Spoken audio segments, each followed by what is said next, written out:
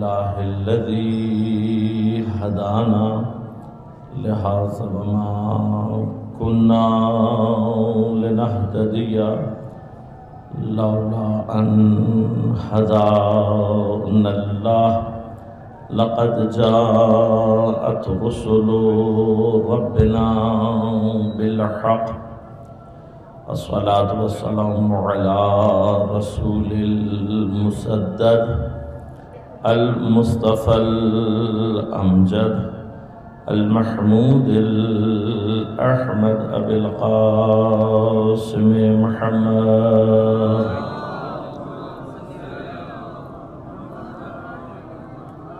والصلاة والسلام على أسد الله الغالب غالب على كل غالب علي بن أبي طالب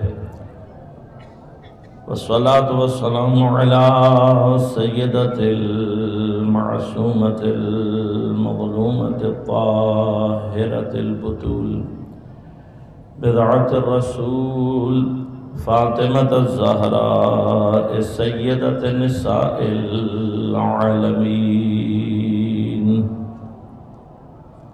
والصلاة والسلام على الحسن المجتبى والحسين المظلوم وأهل بيته الطيبين الطاهرين المعصومين المظلومين المنتجبين المنتخبين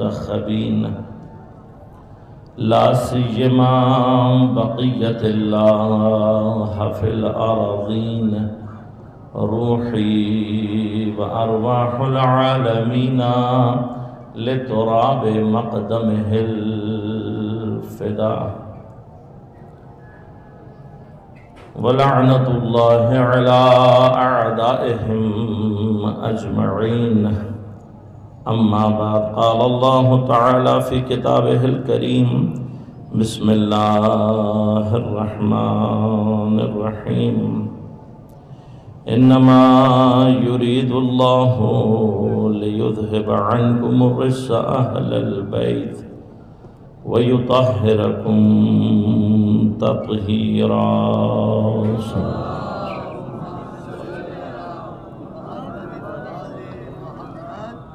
مومنین کرام سامعین محترم عزیزان گرامی قدر ان 5 روزہ مجالس کے جو خمسہ سجادیہ کے عنوان سے آپ کی خدمت میں موقع ملا انشاءاللہ اگر خداوند کریم کی طرف سے توفیقات شامل حال رہیں اور اہل بیت علیہم السلام کی نگاہ لطف و کرم شامل حال رہی تو آیہ تطہیر کی تفسیر کے ذیل میں کچھ مطالب آپ کی خدمت میں پیش کرنے کی کوشش کروں گا۔ آج کی البتہ اس مجلس کا ایک دوسرا عنوان بھی جو مجھے ابھی بتایا گیا کہ کوئی نوجوان جس کا انتقال ہوا اس کی سوئم کے حوالے سے بھی آج کی مجلس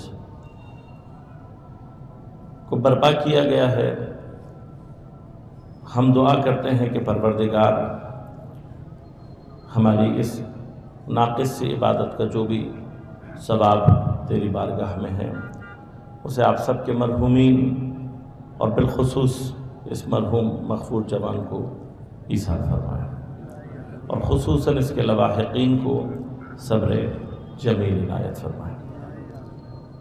عزیزان گرام قدر، آیہ تطہیر الحمدللہ ہمارے ہاں کسی بھی تعارف کی محتاج نہیں، اور یہ لطف اہل بیت میں سے ایک لطف ہے۔ قرآن اور اہل بیت کا جو آپس میں رابطہ ہے اس کی ایک محکم دلیل ہمارے ذہنوں میں آیہ تطہیر کا جو شان نزول اور اس سے متعلق مطالب ہیں اس کا ہونا ہے۔ یوں تو تقریباً پورا قرآن پروردگار نے مستقیماً یا غیر مستقیماً اہل بیت سے متعلق ہے، یا مدح اہل بیت ہے، یا ان کے دشمنوں کی ذم ہے۔ لیکن کچھ مقامات قرآن میں ایسے ہیں کہ جن کو بالخصوص اللہ تبارک و تعالی نے اہل بیت علیہ السلام سے مختص کیا، اور ان میں سے ایک مقام یہی آیہ تطہیر ہے۔ یقیناً میں نے عرض کیا کہ کئی مطالب اس آیت کے تفسیر، تشریح اور تفاصیل کے عنوان سے آپ کے ذہنوں میں محفوظ ہوں گے۔ میں صرف ایک اجمالی ترجمہ کروں گا، اور اگر کسی ایک خاص منزل تک پہنچ سکا تو اس آیت کے اندر موجود جو امکانات ہیں ترجمے کے، ان کی طرف انشاءاللہ اشارہ کروں گا۔ اجمالی طور پر اللہ کا ارادہ صرف یہ ہے کہ دور کرے رجس کو تم سے اے اہل بیت، اور تمہیں اس طریقے سے پاک کرے جس طرح سے پاک کرنے، یا تمہیں اس طریقے سے پاک رکھے جس طرح سے پاک رکھنے کا حق ہے۔ آیہ تطہیر میں اہم ترین جو مطالب ہیں وہ ایک اذہاب الرجس ہے، لیذھب عنکم الرجس، اور دوسرا وَيُطَهِّرَكُمْ تَطْهِيرًا، تطہیر کا مرحلہ ہے۔ ہمارے ہاں اس آیت کے ذریعے سے اہل بیت علیہ السلام کی عصمت کی دلیل پیش کی جاتی ہے، اور عصمت کے جو خاص معنی ہمارے ہاں پائے جاتے ہیں وہ ہمارے مکتب کے علاوہ اسلام میں کسی اور فرقے، کسی اور مکتب کے پاس موجود نہیں ہے۔ لیکن ہمارے ہاں بھی جو معمولاً عصمت کے معنی کیے جاتے ہیں، چونکہ اکثر عوام کو مخاطب دیکھ کر کوشش یہ کی جاتی ہے کہ وہ مطلب بیان کیا جائے کہ جو عوام کو آسانی سے سمجھ میں آ جائے۔ لیکن بہرحال میں اس مقام پر علماء کو یا ان کے سامنے کسی جسارت کا مرتکب نہیں ہو رہا۔ یہ بندے حقیر کی ایک نظر ہے کہ اب جو دور آ چکا ہے اس میں ہمیں اپنے عقائد کے حوالے سے ان مقامات کو حتماً بیان کرنا چاہیے کہ جو قرآن اور احادیث کا مقصود رہے ہیں، اور وہ عمق، وہ گہرائی کے جو ان مطالب میں ہیں اسے مومنین تک پہنچانا چاہیے۔ لہذا عصمت کا ایک عام معنی جو عالم اسلام میں بالاتفاق پایا جاتا ہے، پہلے میں لفظ کا ایک معنی کر دوں اور پھر بحث کو آگے بڑھاؤں گا۔ عصمت کا عام معنی عصمہ، اس کا اصل مادہ ہے جس کا اصل معنی بچانا ہے۔ لہذا حضرت یوسف کے واقعے میں جب حضرت نے اپنے آپ کو زلیخا کی دسترس سے بچایا تو وہاں پر اللہ نے یہی مادہ استعمال کیا۔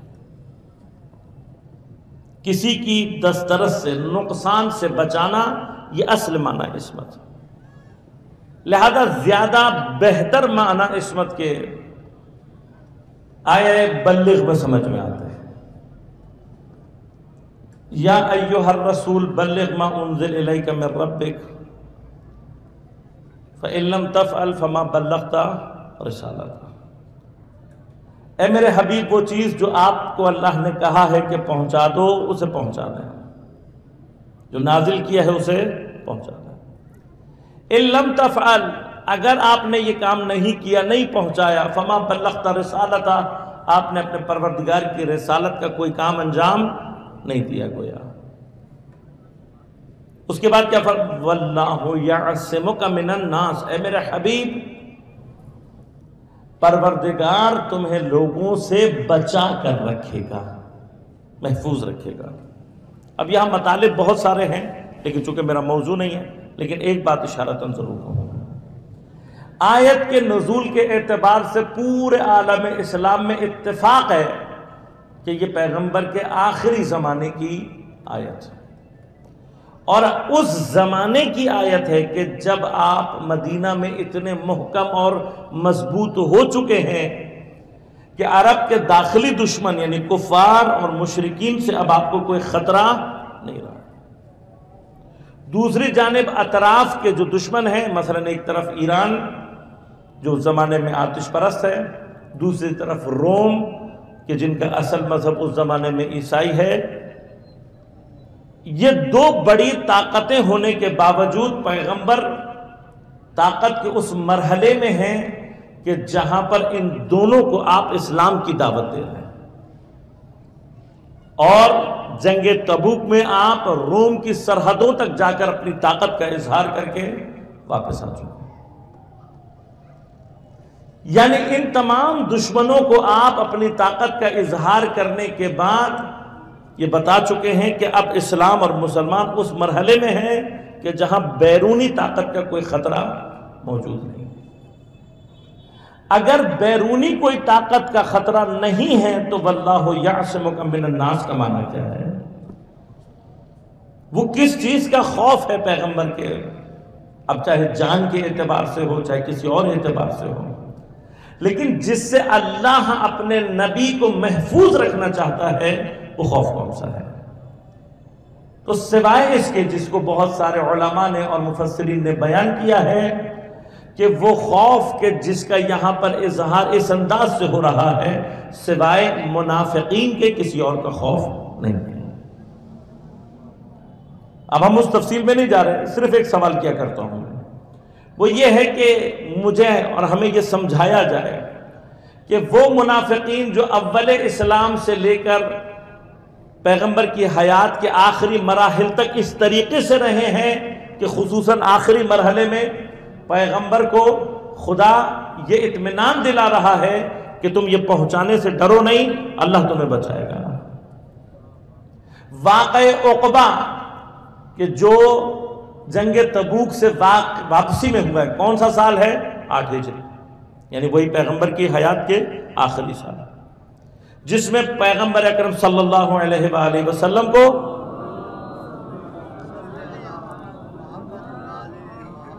قتل کرنے کی سازش کی گئی۔ 7 لوگوں نے پیغمبر کو قتل کرنے کی سازش کی، جن کے نام جناب عمار اور جناب حذیفہ کو معلوم تھا۔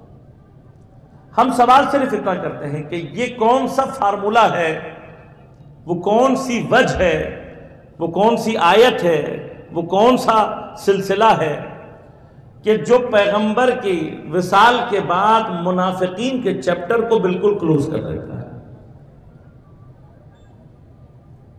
پورے 23 سال پیغمبر کی رسالت کے موجود اور آخری وقت تک موجود، اور آخری وقت میں ان کا خوف اتنا ہے کہ اللہ کہہ رہا ہے واللہ یعصمک من الناس، اللہ تمہیں بچائے گا۔ لیکن جیسے ہی پیغمبر کا انتقال اور آپ کا وصال ہوتا ہے، یا ہمارے مطابق آپ کی شہادت واقع ہوتی ہے، اس کے بعد یہ چیپٹر بالکل بند ہو جاتا ہے، گویا منافقین اسلام کی صفوں میں سے غائب۔ تو یہ الگ بحث ہے کہ اب یہ غائب ہوئے ہیں یا ان کو غائب کیا گیا، لیکن چونکہ موضوع نہیں ہے میں اس طرف جانا نہیں چاہتا۔ اب یہ جو اللہ بچانے کی بات کر رہا ہے، اس کا مطلب عصمت کی جب بحث کی جاتی ہے تو عصمت کا معنی کسی ایسی قوت کا، کسی ایسی قدرت کا، کسی ایسے ملکہ کا انسان کے وجود کے اندر ہونا ہے کہ جو اسے گناہوں سے بچا سکے۔ اگر ہم بالکل لغوی اعتبار سے عصمت کا معنی کریں، بس عصمت اصل میں کیا ہے؟ بچنا۔ اصطلاح ہمیں عصمت کیا ہے؟ انسان کے اندر ایک ایسی قوت کا، ایسی قدرت کا ہونا کہ جو اسے گناہوں سے بچا سکے۔ اگر اتنی سی بات بھی، یہ معنی بھی کلیئر ہو جائے کہ انسان کے اندر کوئی ایسی قوت پائی جاتی ہو کہ جو اسے گناہوں سے بچا سکتی ہو، تو عصمت کے معنی کیا ہونے چاہیے؟ عصمت کے معنی کیا ہونے چاہیے؟ عصمت کے معنی یہ ہونے چاہیے کہ کوئی قدرت، کوئی قوت انسان کے اندر موجود ہو کہ جو اسے گناہوں سے روک لے۔ اب یہ قدرت کہیں کام کرے اور کہیں نہ کرے تو یہ ہماری سمجھ میں نہیں آتا۔ مثلا آپ کے اندر آج کل بیماری کا ایک موسم چل رہا ہے، شاید بات بتانا سمجھانا آسان ہو جائے۔ دیکھیے، بیماری سے بچنے کے دو طریقے ہیں۔ ایک طریقہ یہ ہے کہ اپنے آپ کو بیماری کی سرحدوں سے دور لے جائیں۔ جس جگہ وبا ہے، جس جگہ بیماری پھیلنے کا اندیشہ ہے، آپ اس جگہ سے دور چلے جائیں۔ یہ اپنے آپ کو اس بیماری سے بچانے کا ذریعہ ہے، لیکن کیا واقعاً اس ذریعے کو مطمئن قرار دیا جا سکتا ہے؟ نہیں، کیونکہ آپ اپنی کوشش تو کر سکتے ہیں، لیکن کہیں پر اگر کوئی 1% بھی چانس رکھ لیں کہ وہ جراثیم آپ تک پہنچا تو آپ بیمار ہو جائیں۔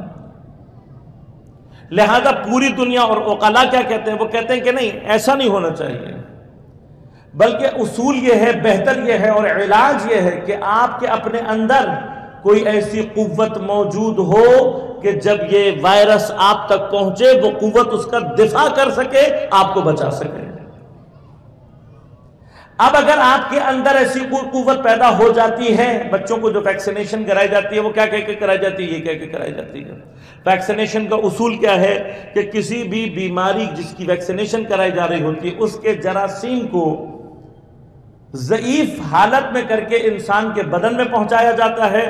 اب اللہ تبارک و تعالیٰ نے انسان کے بدن میں یہ سسٹم رکھا ہوا ہے کہ اس کا امیون سسٹم ایک مرتبہ جب اس بیماری کو مقابلے کی کیفیت اپنے اندر پیدا کر لیتا ہے تو وہ دفاعی نظام کی ٹیکنالوجی جب اس کے پاس آ جاتی ہے تو اب جب بھی کبھی یہ وائرس آئیں گے اور آپ کے بدن میں اس کی دفاعی نظام کی ٹیکنالوجی موجود ہے تو وہ اس کے مقابلے پر دفاع کرے گا۔ بڑی حیرت کی بات ہے، جس پروردگار نے ہمارے بدن کے اندر اتنا بہترین دفاعی نظام رکھا ہوا ہے، آٹومیٹک نظام ہے نا، پروردگار نے دیا، سائنس اس سب کو مان چکی ہے، پورا ویکسینیشن کا نظام اسی پہ چل رہا ہے۔ وہ کیا ہے کہ اگر آپ کے بدن کے اندر کسی بیماری سے متعلق دفاع کا ملکہ پیدا ہو جائے تو آپ کا اس بیماری سے بچنے کا چانس سب سے زیادہ ہے، کیونکہ آپ کے اپنے اندر ایک قوت پیدا ہو گئی ہے جو آپ کو بچائے گی۔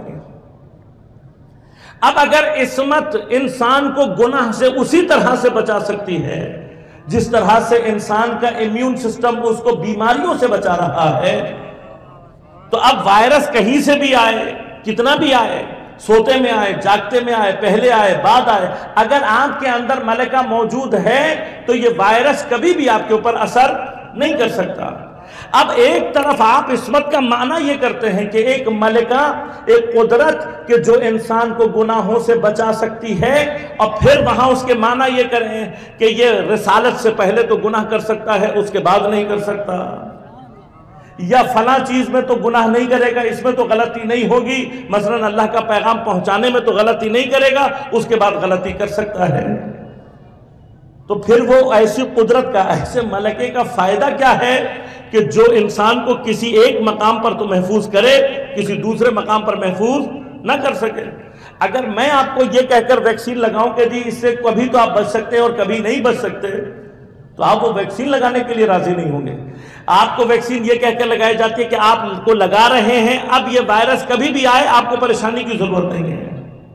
تو عجیب بات ہے، عصمت کا ملکہ اگر ہمارے امیون سسٹم سے بھی پستر ہے۔ اب ایک صرف بات کروں کہ عصمت کے اندر اگر کوئی ایسا کمال ہی نہیں ہے، یعنی جو عصمت کی تعریف کی جاتی ہے وہ کیا ہے اصطلاح میں؟ تقریباً تمام اہل سنت کے اندر عصمت کے معنوں میں کیا ہے؟ وہ کہتے ہیں کہ عصمت مخصوص ہے صرف اللہ کا پیغام پہنچانے کی حد تک، یعنی نبی معصوم ہوگا کس حد تک؟ جس حد تک اس نے اللہ کا پیغام پہنچانا ہے۔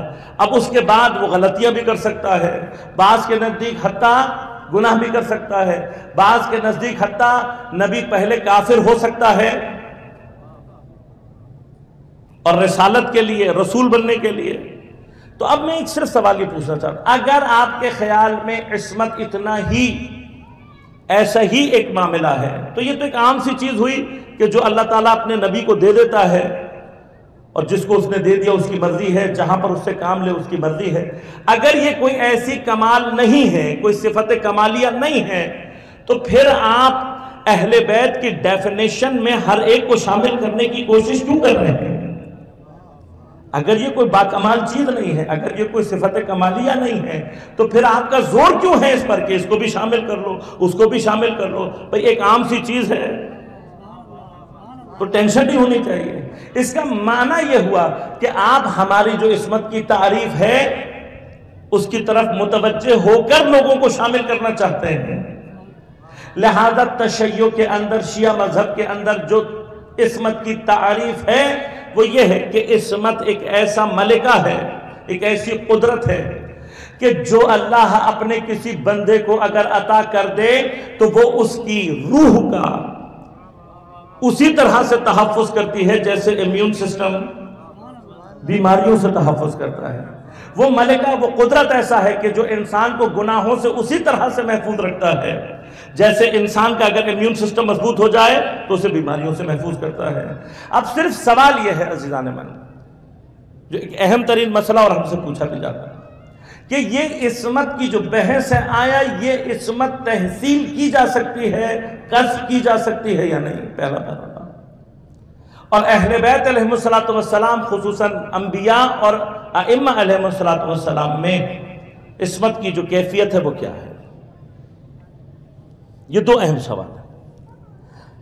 لہذا جب ہم بعض اوقات ہوتا، اب اس میں ہوتا کیا ہے، جب ہم کسب کی بات کرتے ہیں تو لوگ تھوڑے سے کنفیوز ہو جاتے ہیں۔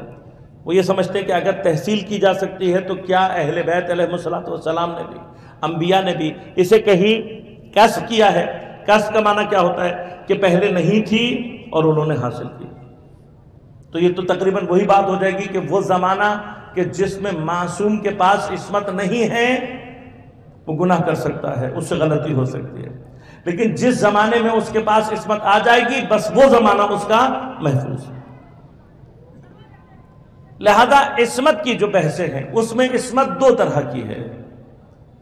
ایک عصمت مطلقہ کہلاتی ہے، جو پروردگار اپنے انبیاء کو جس وقت اور معصومین دنیا میں آتے ہیں انہیں دے کر بھیجتا ہے۔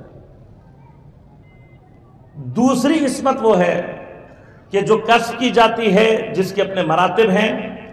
اب صرف دوسرا سوال یہ رہ جاتا ہے اس کے بعد کہ وہ عصمت جو کسب کی جا سکتی ہے کیا عصمت مطلقہ کے مقام تک پہنچ سکتا ہے یا نہیں؟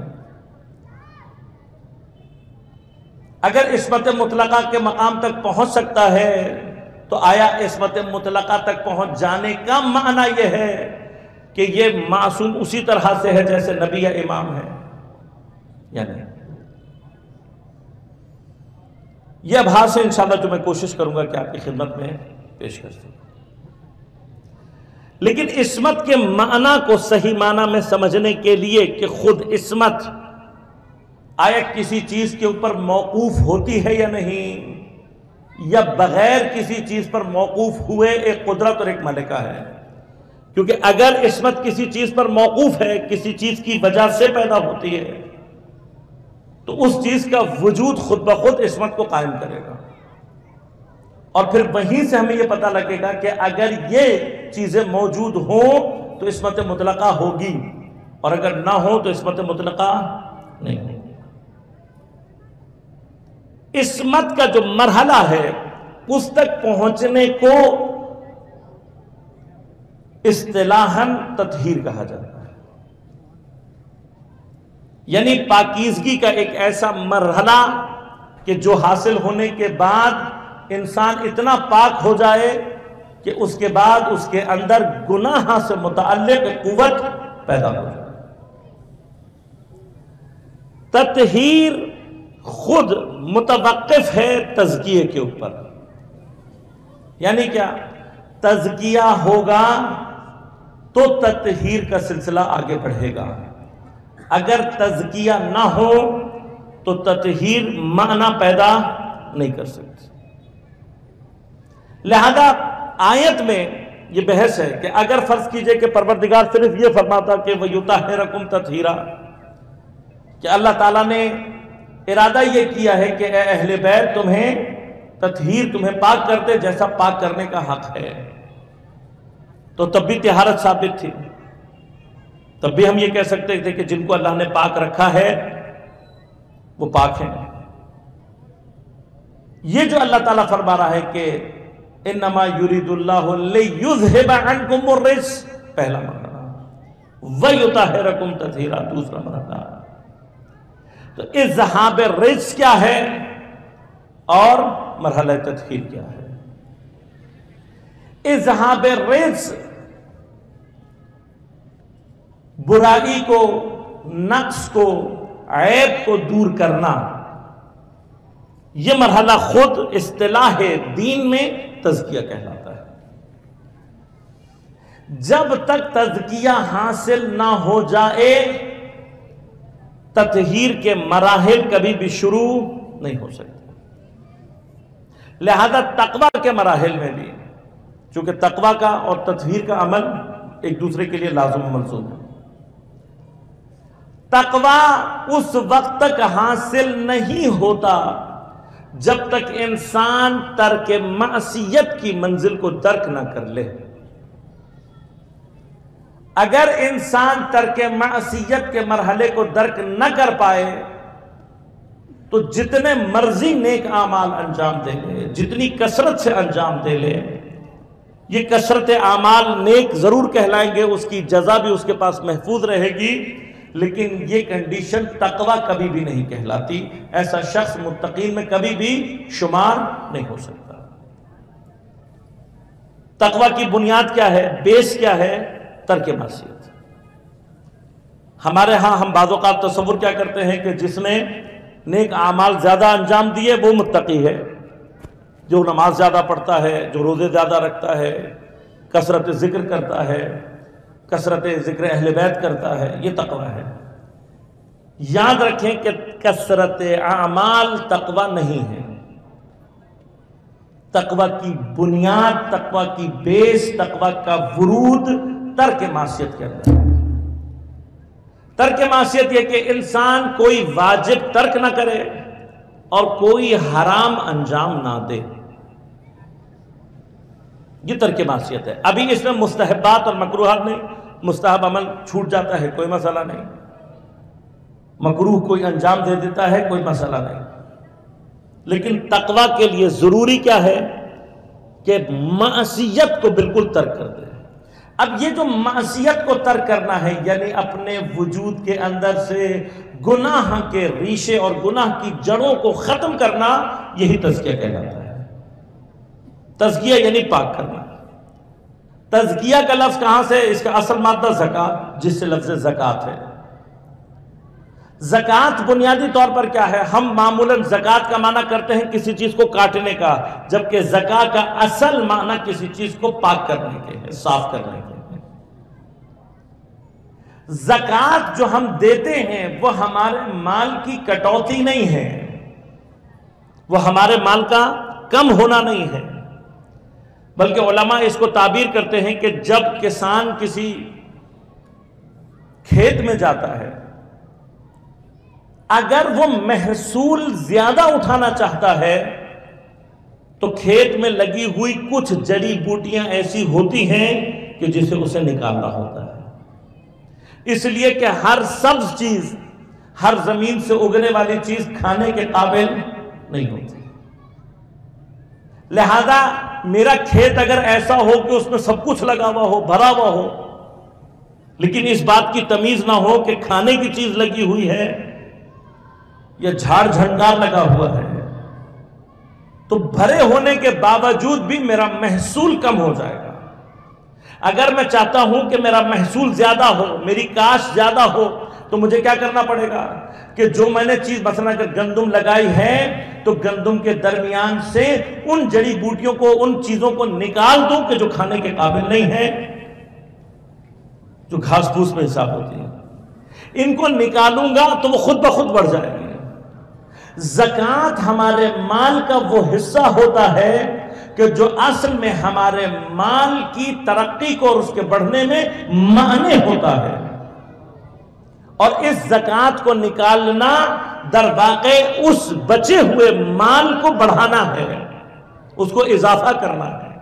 لہذا جب تک ہم خمس کے لیے، زکوٰۃ کے لیے، صدقات کے لیے ہمارا تصور کیا رہے گا کہ یہ میرا مال کم ہو رہا ہے، خمس دینے کا مرحلہ آتا ہے، ہم کیا سوچتے ہو 20% گیا۔ زکوٰۃ کا مسئلہ چونکہ معمولاً ہمارے ہاں مورد مبتلا نہیں ہے، اور بعض لوگ یہ سمجھتے ہیں اس وجہ سے کہ شاید شیعہ زکوٰۃ دیتے نہیں ہیں۔ زکوٰۃ نہ دینے کی ہمارے پاس کوئی وجہ نہیں ہے۔ جو لوگ کاشتکاری کرتے ہیں، گندم اگاتے ہیں، وہ زکوٰۃ دیتے ہیں الحمدللہ۔ جو لوگ حیوانات کو پالتے ہیں وہ الحمدللہ زکوٰۃ دیتے ہیں، لیکن شہروں میں معمولاً یہ کام اب متوقف ہو گئے ہیں، اور جو ان سے متعلق لوگ ہیں کاروبار میں، ان کے اوپر زکوٰۃ واجب نہیں ہوتی۔ مثلا اگر آپ گندم کے خریدار ہیں تو زکوٰۃ آپ پر واجب نہیں ہو رہی۔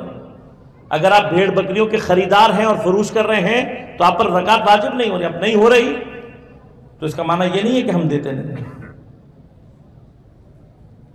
خمس ہم پر واجب ہو رہا ہے اگر میں یہ سمجھ رہا ہوں کہ یہ میرے مال سے نکالنا میرے مال کو کم کر رہا ہے، تو میں نے عرض کیا یہ بالکل اسی طرح سے ہے جیسے شخص کیا سمجھے کہ اپنے کھیت میں سے جو چیزیں میں نکال رہا ہوں یہ میرے کھیت کے سبزے کو کم کر دے گا۔ یہ کھیت کا سبزہ کم نہیں ہو رہا، جو چیز آپ نے نکال دی وہ آپ کے اصل محصول کو بڑھانے میں اور پھلنے پھولنے میں مدد دے گا۔ تزکیہ یعنی اپنے وجود میں سے وہ ریشے، وہ عادتیں، وہ صفات نکالنا کہ جو انسان کو رشد و کمال کے راستے میں حائل اور مانع ہو جاتی ہے۔ وجود کرنا ہمارا اپنا جو نفس کا تزکیہ ہے وہ کیا ہے، وہ یہ۔ لہذا تھوڑا سا وقت میں آپ کا لوں گا اس چیز میں کہ تزکیہ ایگزیکٹلی واقع کہاں ہوتا ہے انسان کے وجود میں،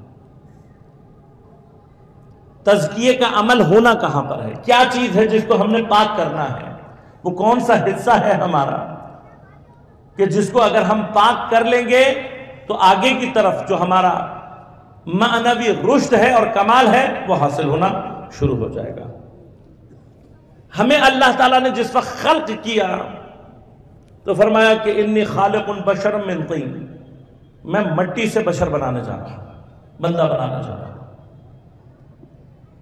لیکن فَإِذَا سَوَّيْتُهُ، جب میں اس کو بنا کر کھڑا کر دوں، وَنَفَخْتُ فِيهِ مِنْ رُوحِي، اور میں اس کے اندر اپنی روح میں سے پھونکوں، فَقَعُوا لَهُ سَاجِدِينَ، اے فرشتوں تم اس وقت اسے سجدہ کرنا۔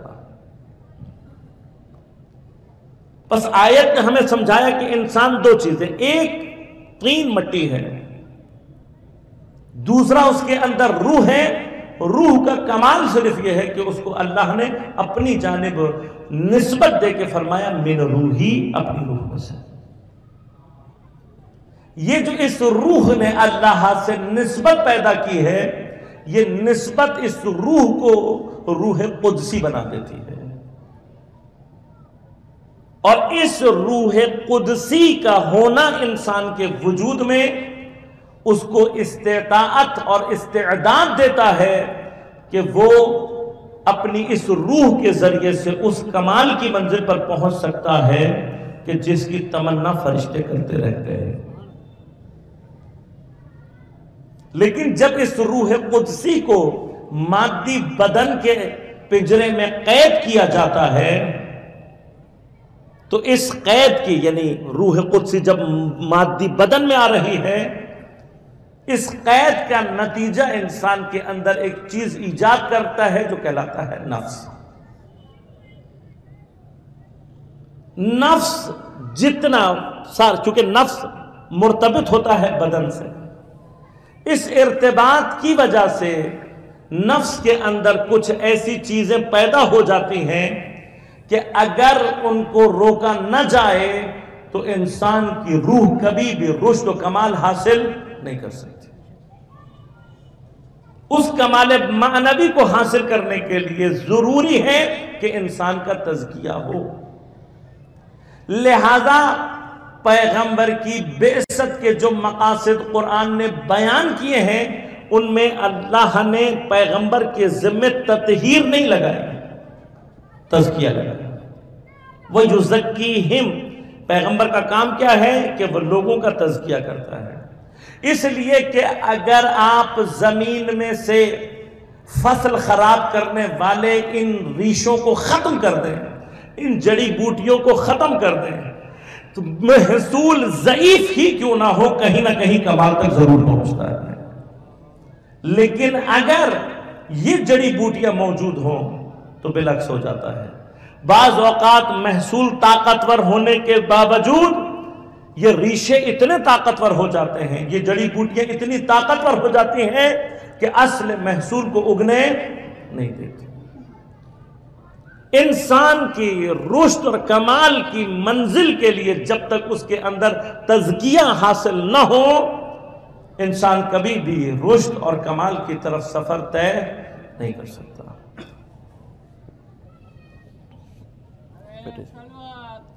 اللہم صلی اللہ علیہ وسلم۔ میں نے عرض کیا کہ ایک نوجوان کے ایصال ثواب اور سوئم کے حوالے سے بھی آج کی مجلس کا عنوان ہے۔ یہ جتنے بھی مصائب ہمارے اوپر پڑتے ہیں، ان کا ایک اہم فلسفہ یہ ہے کہ پروردگار جس شخص کا جتنا تزکیہ اس دنیا میں کرنا چاہتا ہے، اس کو اتنی مشکلات اور مصائب میں مبتلا کرتا ہے۔ لیکن یقیناً جو مصائب اور پریشانیاں انسان کو پیش آنی ہیں، ان میں سے سخت ترین پریشانیوں میں سے ایک پریشانی اور ایک مصیبت وہ ہے جو اولاد کی جانب سے ہوتی ہے، اور دوسری وہ ہے جو مال کی جانب سے ہوتی ہے۔ آپ نے دیکھا ہوگا دنیا میں لوگوں کو کئی جب بڑا مالی نقصان ہوتا ہے تو بیچاروں کو ہارٹ اٹیک ہو جاتا ہے، بہت سارے لوگ تحمل نہیں کر پاتے،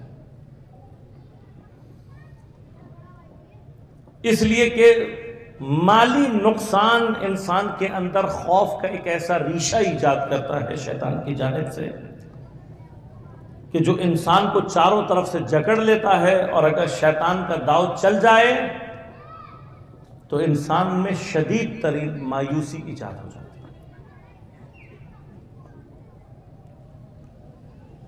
لیکن تکلیف کے اعتبار سے انسان کو جو رنج، جو اذیت، جو غم اولاد کی جانب سے ملتا ہے، وہ مال کے نقصان سے ہونے والے غم سے کئی گنا زیادہ ہوتا ہے۔ لیکن یہ اللہ تبارک و تعالیٰ کا احسان ہے کہ وہ ہمیں اس بڑے غم اور کرب کو برداشت کرنے کی قوت عطا کر دیتا ہے۔ اس قوت کے بعد انسان کا ایک امتحان ہے، ایک آزمائش ہے، وہ یہ کہ اگر یہ شخص اس آزمائش، اس کرب میں، اس غم میں مبتلا ہونے کے بعد صبر کا دامن ہاتھ میں تھام کر رکھے تو پروردگار اس کے اوپر اپنی عطا اور رحمت کے وہ دروازے کھولتا ہے کہ پھر وہ کسی اور کے اوپر نہیں کھولتا۔ لہذا اس جوان کے غمزدہ والدین کے دل کی تسکین کے لیے عرض کروں ایک روایت کہ واقعاً اس روایت میں مجھے کچھ عرصے کے لیے تعجب کی کیفیت میں ڈالا۔ تعجب اس اعتبار سے نہیں کہ ایسی روایت ہو سکتی ہے یا نہیں، تعجب اس اعتبار سے کہ پروردگار اپنے بندوں پر کتنا رحیم ہے۔ لہذا فرمایا کہ اگر کسی مومن کا جوان، اس کی اولاد دنیا میں اس کے سامنے انتقال کر جائے، اس کے ہوتے ہوئے اس کی اولاد اس کے سامنے سے چلی جائے، ایسی اولاد کا اس کے موت کے اوپر صبر، اس کا اجر ان 7 بیٹوں کی شہادت سے زیادہ افضل ہے کہ جو اس کی وفات کے بعد، اس کی زندگی کے بعد زمانے کے امام کی رکاب میں جہاد کرتے ہوئے شہید ہو جائیں۔ 7 ایسے بیٹے کہ جو امام کی رکاب میں جہاد کرتے ہوئے شہید ہو جائیں، ان 7 بیٹوں کے اجر سے اس بیٹے کا یا اس اولاد کا اجر زیادہ ہے جو انسان کی زندگی میں اس کے سامنے خرچ ہے۔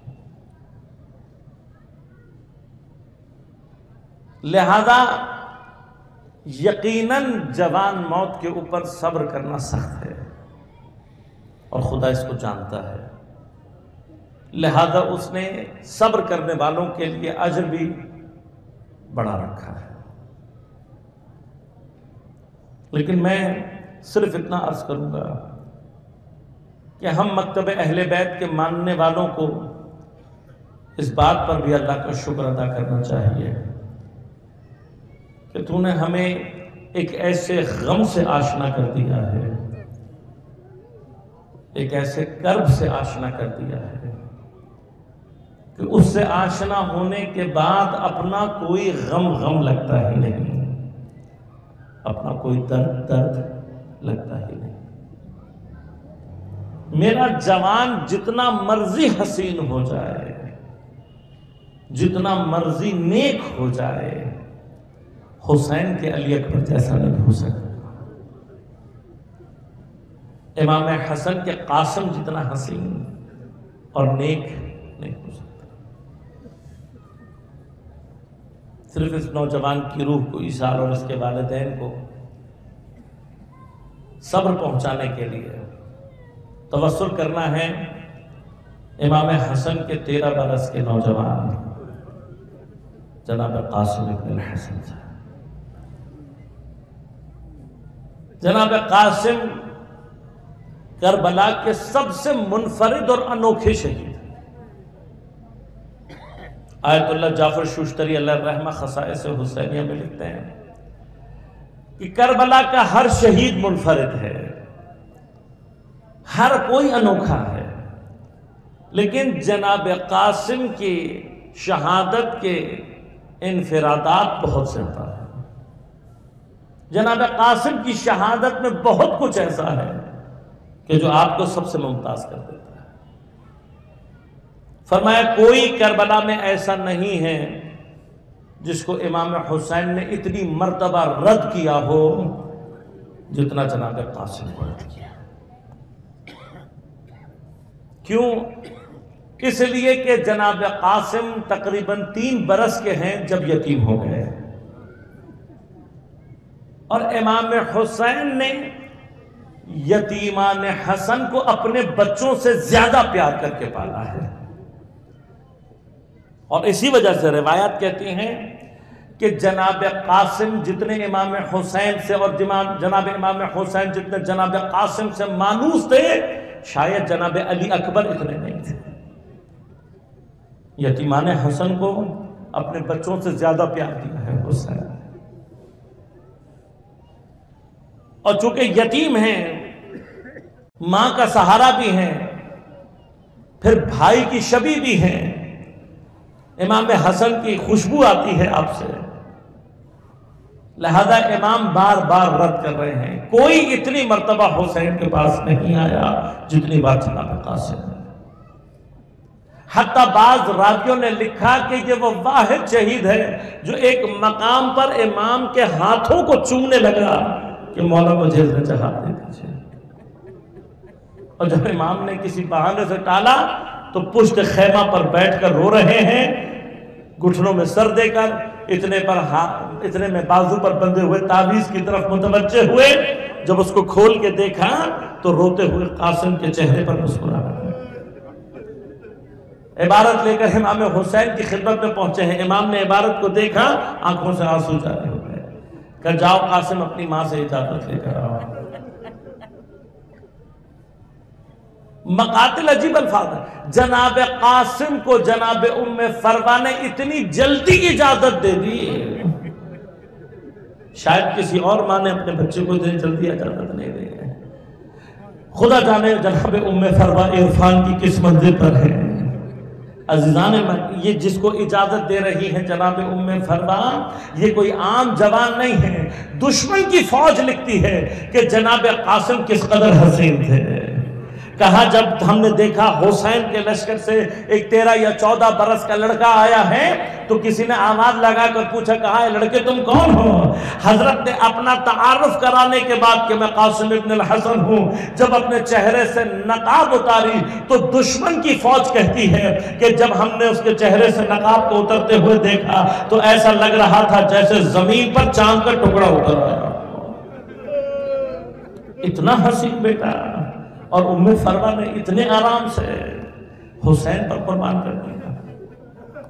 لہذا ماں سے اجازت لے کر فوراً آئے، لیکن قاسم اتنے نازک اندام ہیں کہ کوئی زرہ بدن پر پوری نہیں آتی، سر کے اوپر کوئی خود نہیں آتا، لہذا واحد شہید ہے جو میدان جنگ میں بغیر زرہ اور بغیر خود کے گیا ہے۔ امام نے امام حسن کا امامہ منگا کر اس کے 2 حصے کیے، ایک کو کفن کی طرح سے قاسم کے گلے میں ڈالا، دوسرے کو امامہ بنا کر قاسم کے سر پر رکھا، اور پھر جناب قاسم کو گلے سے لگا کر حسین اتنا روئے ہیں، کسی کے لیے حسین ودا پر اتنا نہیں روئے جتنا جناب قاسم کے لیے روئے ہیں۔ حتیٰ بعض راویوں نے لکھا کہ شدت گریہ سے امام کے اوپر گویا غشی سی طاری ہو گئی۔ قاسم کو جدا کرنا حسین کے لیے بہت سخت تھا۔ قاسم نے جب جدا ہو کر ایک مرتبہ سوار ہوئے تو پیر رکاب میں نہیں پہنچتا، شہزادے کے لیے رکابوں کو کاٹ کر اونچا کیا گیا۔ بس عزادارو واحد شہید ہے کہ جس کی سواری کے پیچھے حسین بہت دور تک گئے ہیں، بہت دور تک گئے ہیں، اور جب واپس آئے ہیں تو فرمایا کہ حسین کو چین نہیں تھا، ٹہلتے جاتے تھے اور مقتل کی طرف دیکھتے جاتے تھے، بار بار نگاہ کرتے تھے کہیں میرا بیٹا مجھے آواز دے اور مجھے پہنچنے میں دیر نہ ہو جائے، میرا قاسم مجھے بلائے اور مجھے پہنچنے میں دیر نہ ہو جائے۔ بس عزادارو، میرے مولا نے ارزق شامی اور اس کے بیٹوں کو واصل جہنم کیا۔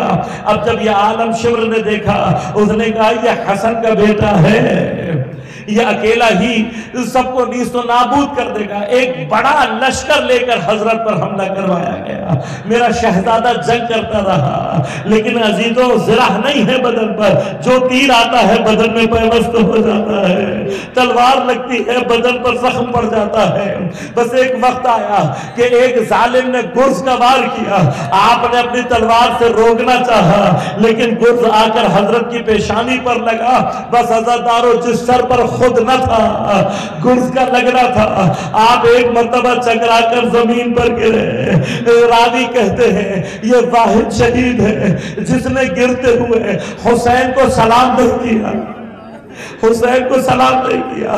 ہر شہید میدان میں گرتے ہوئے حسین کو سلام کرتا ہے، لیکن جب قاسم گرے ہیں تو شدت محبت کی وجہ سے حسین کو امو کہہ کر آواز دی گا، یا اماں ادرکنی، اے میرے چچا قاسم کی مدد کو پہنچا۔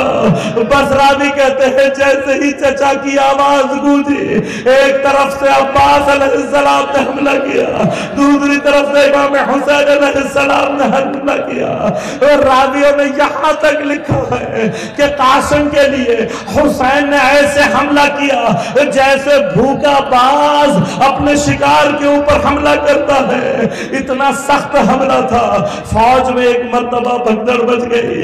بس عزادارو، جہاں یہ بھگدڑ بچی وہیں پر زمین پر قاسم موجود تھے۔ بس آخری انفراد یہ ہے، فرمایا کسی نے ایک سے زیادہ مرتبہ حسین کو آواز نہیں دی، لیکن قاسم نے کئی مرتبہ حسین کو آواز دی۔ فرمایا جب گھوڑے کا سر جناب قاسم کے بدن پر لگتا تھا، تڑپ کر آواز دیتے تھے، یا اماں ادرکنی، یا اماں ادرکنی، ہے میرے چچا میری مدد کرا، بس ادادارو مجھے نہیں مانو جناب قاسم نے کتنی مرتبہ امام حسین کو پکارا، لیکن مقاتل لکھتے ہیں حسین جب قاسم کے نزدیک پہنچے ایک مرتبہ خود کو گھوڑے سے گرا دیا، گھٹنیاں چلتے ہوئے قاسم کے نزدیک پہنچے، اب جب قاسم کا دیکھا تو قاسم درد سے ایڑیاں رگڑ رہے تھے۔ حسین جیسے ہی قاسم کے نزدیک پہنچے جناب قاسم کی روح پرواز کر گئی، حسین نے قاسم کے رخسار پر رخسار کر رکھا اور ایک مرتبہ تڑپ کر کہا اے میرے بیٹے حسین کو معاف کر دینا، حسین کو تجھ تک پہنچنے میں بہت دیر ہو گئی۔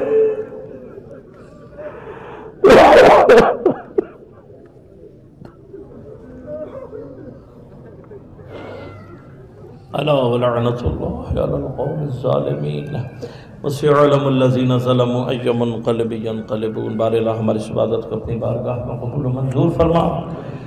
شب جمعہ ہے، شب منصوب امام حسین علیہ السلام ہے۔ مولا تجھے امام حسین علیہ السلام اور بالخصوص جناب قاسم علیہ السلام کا واسطہ ہے۔ منتقم کربلا، منتقم اسیران کربلا، منتقم زہرا امام زمان علیہ السلام کے ظہور میں تعجیل کر۔ بار الہ تجھے امام کے اس نوجوان شہید جناب قاسم بن الحسن کا واسطہ ہے۔ حاضرین کے جتنے مرحومین ہیں اور خصوصاً ملت جعفریہ کے جتنے شہداء ہیں اور بالاخص یہ نوجوان سید مظہر عباس ابن سید صابر حسین، ان سب کو جبار حضرت سید الشہداء میں جگہ عنایت فرما، ان کی گناہان کبیرہ و صغیرہ کو معاف فرما۔ بار الہ خصوصاً اس نوجوان کے جتنے بھی لواحقین ہیں ان کو صبر عنایت فرما۔ بار الہ بحق جناب قاسم علیہ السلام عزاداری سید الشہداء کی حفاظت فرما، عزاداران سید الشہداء کی حفاظت فرما، ان کی پریشانیوں کو دور فرما، مشکلات کو آسان فرما، بیماروں کو صحت کامل عاجل عنایت فرما، جہاں جہاں مومنین باطل سے برسر پیکار ہیں ان کو نصرت عنایت فرما، تمام علماء مراجع اعظام کی حفاظت فرما، ہم سب کو امام زمان علیہ السلام کے اعواب و اثار میں شمار ہونے کی توفیق عنایت فرما۔ اور ربنا تقبل منا انکا انت السمیع العلیم برحمتک یا ارحم الراحمین۔ آخر میں ایک مرتبہ پھر سورہ فاتحہ کی